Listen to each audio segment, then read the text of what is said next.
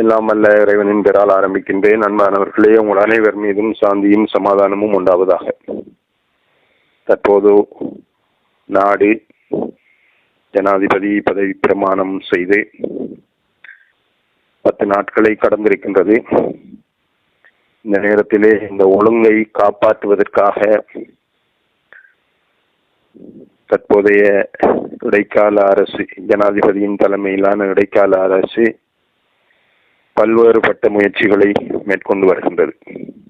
இந்த நாட்டிலே ஒரு ஒழுங்கு இருக்க வேண்டும், ஒரு கட்டுப்பாடு இருக்க வேண்டும். அதன் மூலம் இந்த நாட்டு மக்கள் வளமாக வாழ வேண்டும், இந்த நாடு அழகாக அமைய வேண்டும் என்றெல்லாம் பல முயற்சிகள் நடைபெற்று வருகின்றன. ஆனால் ஒரு சிலர் இந்த ஒழுங்கை குழப்புவதற்கான முயற்சிகளையும் மேற்கொள்வது போல் தெரிகின்றது. உதாரணமாக 5ஆம் வகுப்பு புலமை பரிசில் பரீட்சையில் ஏற்பட்ட குளறுபடி, 3 கேள்விகள் கசிந்தமைக்கு 3 கேள்விகளுக்கும் புள்ளியை பூரணமாக வழங்கி அந்த பரீட்சை பெறுபவர்களை பரீட்சை தாள்களை, வினாத்தாள்களை மறுபரிசீலனை செய்வது என்ற முடிவில்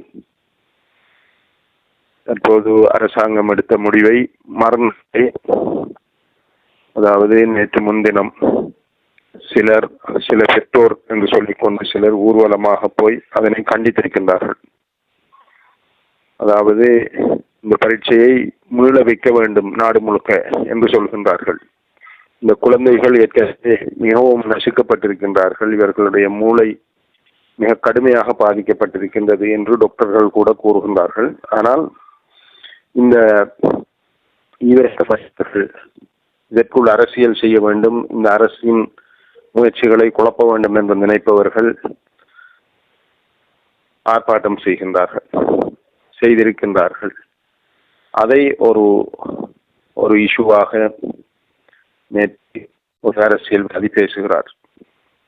இந்த அரசுக்கு எதிரான பிரச்சனை தொடங்கிவிட்டது என்று சொல்லி.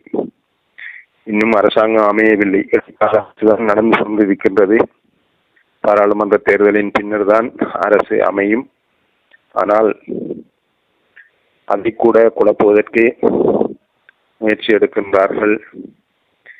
எந்த விடயத்தையும் நிம்மதியாக செய்து இந்த நாட்டை அபிவிருத்தி செய்யக்கூடாது என்ற மனநிலையில் இருக்கின்றார்கள்.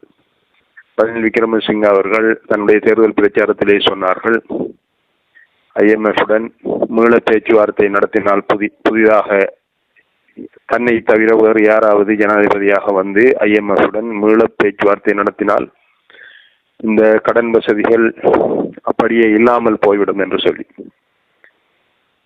அது மக்களை பிழையாக வழிப்படுத்துவதற்காக செய்யப்பட்ட பிரச்சாரம். ஆனால் இப்பொழுது நேற்று IMF-னர் நமது நாட்டுக்கு வந்திருக்கின்றார்கள். அவர்களோடு ஒரு பொருளாதார குழு, ஜனாதிபதியால் நியமிக்கப்பட்ட குழு ஒன்று பேசிக் கொண்டிருக்கின்றது. இன்ஷா அல்லாஹ் நல்ல முடிவுகள் எட்டப்படும் என்ற நம்பிக்கையும் இருக்கின்றது. எனவே